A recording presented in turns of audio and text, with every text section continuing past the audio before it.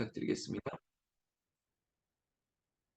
여러분, 예수님께서 늘 가는 곳에 따라오려고 했던 제자들도 있습니다. 물론 베드로, 야고보, 요한, 저는 이 세 명의 제자를 빅3라고도 표현하는데요. 예수님께서 이 제자들을 데리고 산에 올라갔습니다. 이 산을 뭐 변화산이라고도 부르기도 하는데요. 왜냐?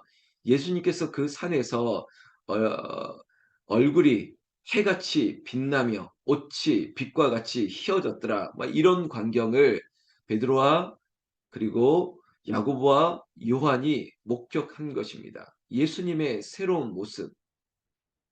그때 예수님의 그 모습뿐만 아니라 모세와 엘리야와 더불어 말하는 것을 보았다라고 하는 기록도 덧붙여 있지요. 그때 그 모습을 보면서 역시 베드로가 예수께 말하는 겁니다. 이 베드로의 말을 한번 들어보면 우리가 여기 있는 것이 좋사오니 개역 개정판의 그대로입니다. 우리가 여기 있는 것이 좋다는 것입니다.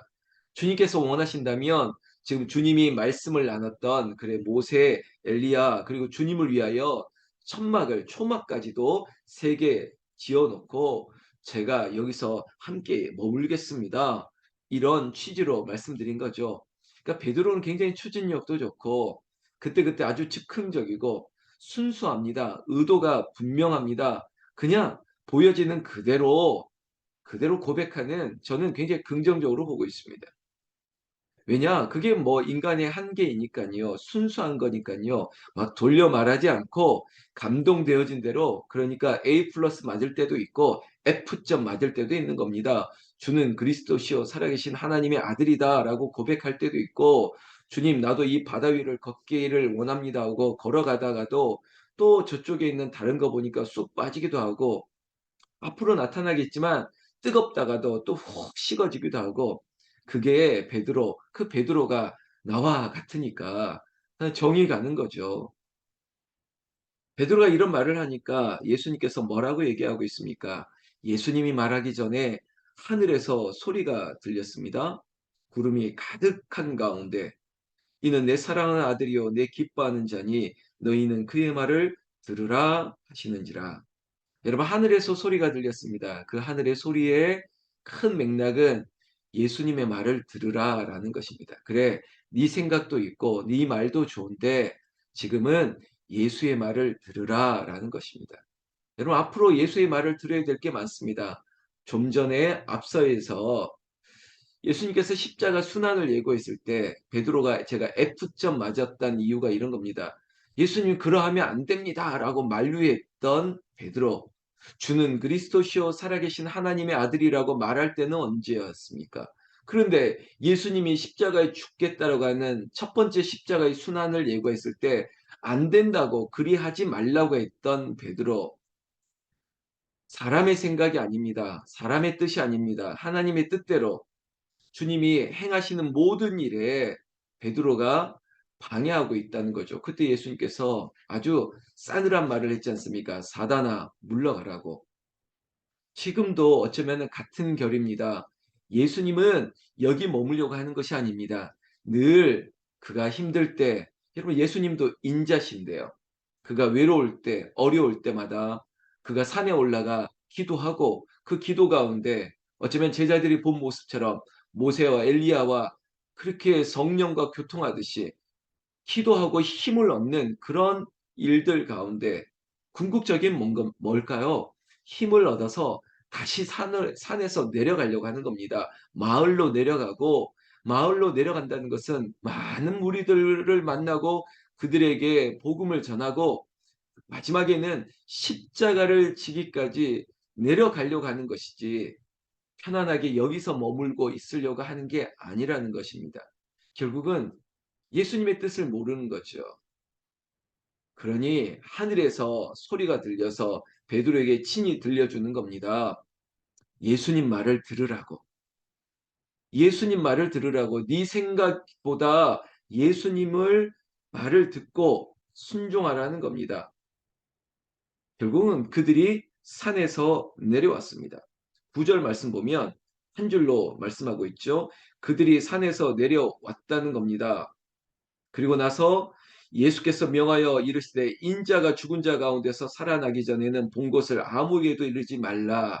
여러분 이게 바로 앞서서 십자가의 순환을 첫 번째 얘기하고 그리고 두 번째 또 십자가의 순환을 예고한 겁니다. 그러니까 이 십자가를 지겠다라고 했던 예수님을 만류하고 있던 베드로가 옳은 생각이 아니라는 것이고 그렇게 이 산에서 머무르십시오. 안전하게 이렇게 말하는 것이 아니라 예수는 나는 내려가야 되고 이 십자가를 지고 죽으러 왔다는 겁니다. 예수님의 이 하나님의 뜻을 순종하는 이 모습을 제자들에게도 교훈으로 가르치고 있는 것이죠. 그리고 오늘 우리는 17장 14절부터 이 본문을 대하고 있습니다. 여러분 무리들에게 내려왔습니다. 산에서 내려와서 보니 14절 말씀해 보니까 무리 가운데 한 사람이 예수께 꿇어 엎드려 말하고 있습니다. 주여 내 아들을 불쌍히 여기소서. 그가 간질로 심히 고생하여 자주 불에도 넘어지며 물에도 넘어지는지라. 여러분 그러니까 간질 증상이 일어나는 거죠. 그 표현을 불에도 물에도 여러분 거꾸로 뜨림을 당하는 이 아들을 불쌍히 여겼던 한 사람이 예수께 나온 것입니다. 제자들이 그를 데리고 왔습니다. 근데 왜 데리고 왔냐면 제자들이 우리는 능히 고치지 못하겠다 이겁니다. 근데 왜 우리는 이렇게 안 되는 겁니까? 예수님께서 둘씩 짝을 지어 보낼 때 예수님이 권세를 주셨지 않습니까? 병 고치는 권세 너희에게 주었다라고 얘기했는데 정작 제자들이 이, 이 병든 아들을 고쳐보려니까 안 됐다는 거죠. 여러분 지금 이 광경은 베드로와 야고보와 요한 그리고 예수님이 함께 산에서 기도하고 내려올 때 일어났던 일입니다. 그러니까 남아있는 제자가 몇 명입니까? 산수죠. 남아있던 제자 그 제자들이 9명 중에 누군지는 모르겠지만 이 아이를 고치려 해도 고치지 못하였기 때문에 예수님이 내려오자마자 일어난 이 사건에 대해서 왜 우리는 안 되는 겁니까? 반문하고 있습니다. 그때 저와 우리는 이 말씀을 들어야 되는 겁니다. 17절 예수께서 대답하여 이르시되 믿음이 없고 패역한 세대여 내가 얼마나 너희와 함께 있으며 얼마나 너희에게 참으리요 그를 이리로 데려오라 하시니라. 여러분 먼저 제자들에게 우리는 왜 고치지 못하겠습니까? 라고 할 때 예수님께서는 믿음이 없다 이게 먼저였습니다. 믿음이 없다라는 것입니다. 그렇다면 예수님께서 믿음이 없다, 패역한 세대여 이렇게 말씀하면서 내게로 데려오라 말합니다. 마치 그냥 책망만 하고 이 문제에 대해서 해결책을 내놓지 않은 것이 아니라 예수님께서는 오라, 데리고 오라 말하면서 18절 말씀에 꾸짖으시고 귀신이 나가고 아이가 나았다 이겁니다. 예수님께서 말씀으로 고치신 것입니다. 이 일이 있고 나니까 다시 제자들이 조용히 그러니까 앞서 앞부분은 어쩌면 따지듯이 큰 소리로 얘기했다면 예수님께서 이 아이를 깨끗하게 고치고 나니까 마치 그 목소리가 잠잠해지는 거예요. 이제는 조금 목소리가 기어들으라는 거죠. 막 따지고 싶었던 그런 마음이 아니라 경이로움 아니겠습니까? 어찌하여 우리는 이것을 하지 못했냐 재차 물어봤겠죠. 그때 20절 말씀 보십시오. 앞서 얘기를 한 번 더 얘기합니다. 이르시되 너희 믿음이 작은 까닭이니라. 믿음이 없다. 믿음이 작다. 너희에게로노니 만일 너희에게 겨자씨 한 알만큼만 있어도 이 산을 명하여 여기서 저기로 옮기리라 하면 옮겨질 것이요 또 너희가 못할 것이 없으리라. 믿음이 없는 까닭이라. 겨자씨 한 알만한 믿음만 있었어도 이런 일은 당연히 할 것이다 아닙니까? 우리 교회가 주일 예배 마지막 우리가 세상을 향해서 나갈 때 제가 저와 여러분들과 이 얘기를 하는 것입니다. 예수가 말씀했던 예수 산을 옮기시는 그 믿음 우리의 입술로 선포하지도 못합니까? 예수 산을 옮기실 만한 믿음, 그 믿음만 있으면 세상에서 우리가 패역한 세대도 아니고 우리가 믿음이 없는 세대도 아니고 우리는 입으로 신하여 구원에 이르는 그 놀라운 믿음에 소유된 백성이기 때문에 믿음으로 나아가서 믿음으로 승리하라는 것입니다. 지금 우리에게, 지금 이 제자들에게, 이 시대를 사는 모두에게도 예수님께서 믿음이 없는 세대여 믿음을 가져라 라고 하는 것 아니겠습니까? 이 모든 일들 가운데 22절에 갈릴리에 모일 때 예수께서 제자들에게 이르시되 인자가 장차 사람들의 손에 넘겨져 죽임을 당하고 제3일에 살아나리라 하시니 제자들이 매우 근심하더라. 여러분, 예수님께서 산에 내려올 때 베드로가 만류할 때 인자가 이 땅에 온 이유가 뭐냐? 바로 십자가 순환에 대해서 이 2차 두 번째 예고에 대한 자세한 설명 아니겠습니까? 한 번 더 말해주고 있습니다. 인자가 온 이유는 십자가에 죽어야 된다. 이 얘기입니다. 그리고 제3일에 살아날 것이라.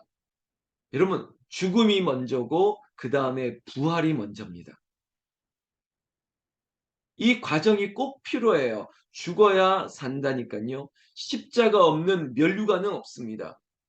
고난 없는 은혜는 없습니다.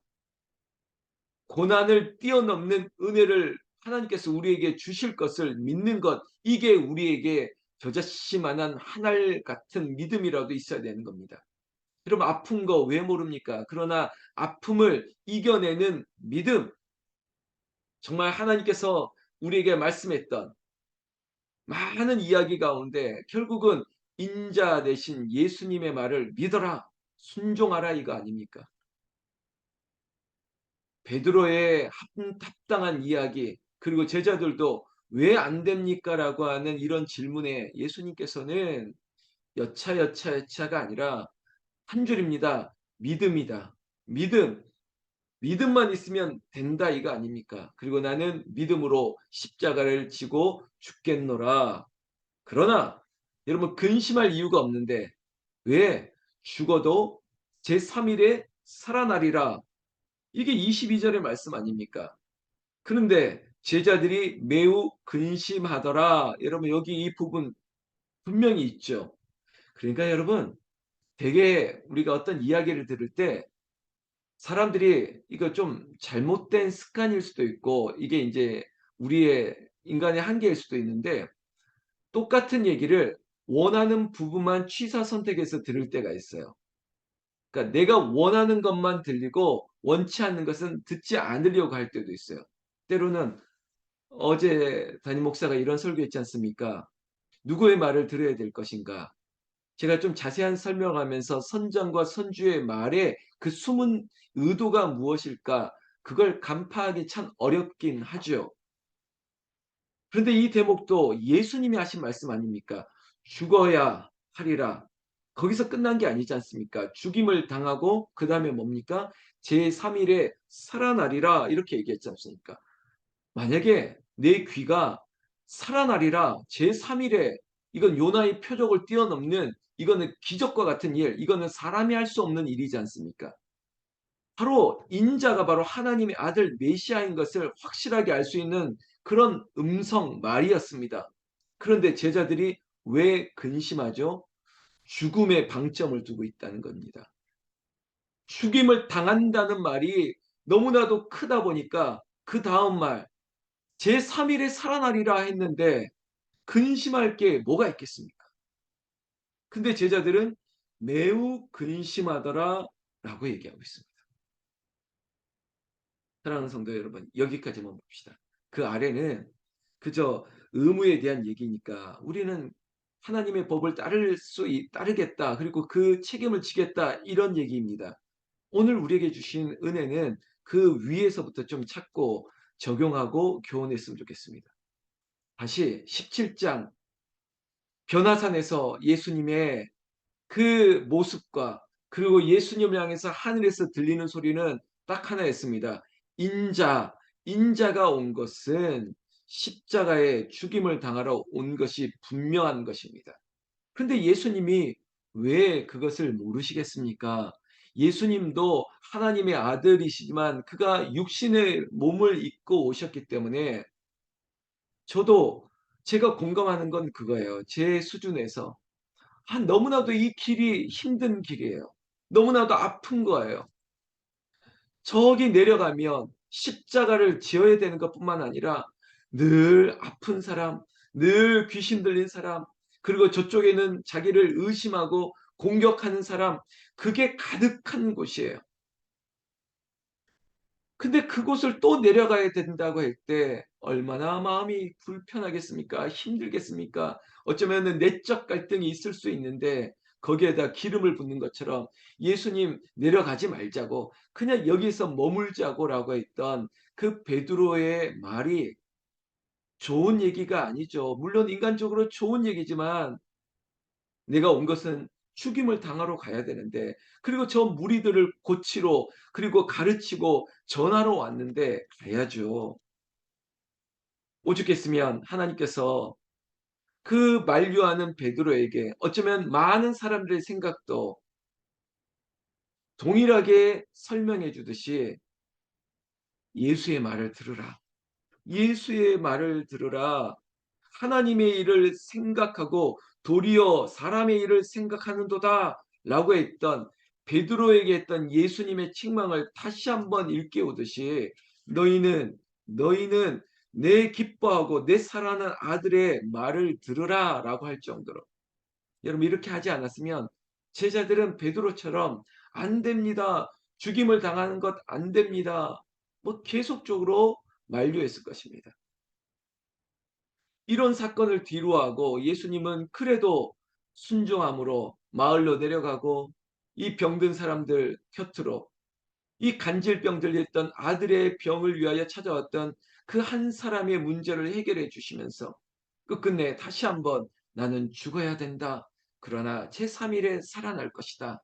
이 말을 하면서 제자들과 함께 믿음의 세계로 나아가자. 믿음만 있으면 내가 하는 말을 알 거야.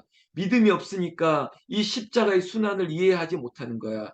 믿음이 있으면 죽어도 살겠고 제3일에 살아나는 부활의 영광이 눈에 보이는 것이야. 사랑하는 새벽을 깨우는 성도 여러분, 우리 앞에 보이는 현상, 여러분들이 기도할 때 많이 인용하는 성경 구절, 믿음은 바라는 것들의 실상이요 보이지 않는 것들의 증거라고 했던 지금 여기가 좁사오니라고 하는 이 한계를 뛰어넘는 믿음. 지금은 홍해가 갈라진 것처럼 우리 눈에 있지만 믿음은 홍해를 갈라낼 수 있는 것입니다. 여리고가 우리를 방해하는 것 같지만 믿음으로 순종하고 돌기만 하고 외치기만 하면 무너지는 것이 여리고인데 믿음만 있으면 그 길을 따라가는 거예요. 믿음이 없으면 무슨 소리냐고. 믿음이 없으니까 노뱀을 쳐다보지도 못하고 믿음이 없으니까 그저 조용히 따라 걸을 수도 없는 것이고 믿음만 있으면 예수 산을 옮기시는 예수가 우리를 능치 못한 것을 능하게 하시는 믿음 너희가 믿음이 없는 까닭이요 겨자씨 하나만큼만 있어도 여러분 정말 그렇습니다. 지금 우리에게 필요한 것 믿음입니다. 믿음의 세대를 원합니다. 믿음으로 믿음이 이기네. 오늘 하루도 믿음으로 이기고 이번 한 주간도 믿음으로 우리가 샬롬의 축복을 전하고 믿음으로 저도 어제 기도했던 분이 왔지 않습니까? 여러분 나중에 제가 자세한 뭐 이렇게 사연을 들으면 쉬운 일이 아니었습니다. 근데 이렇게 오고 믿음으로 하나님께서 우리에게 간증을 하게 하고 우리에게 역사를 펼쳐놓는 그런 일들이 저는 새벽을 깨우는 여러분들의 삶, 여러분들의 다음 세대, 여러분들의 가정과 오늘 또 출근하고 일하는 일터에도 믿음의 승리가 넘치기를 나는 우리 주 예수님의 이름으로 축원합니다. 축원합니다.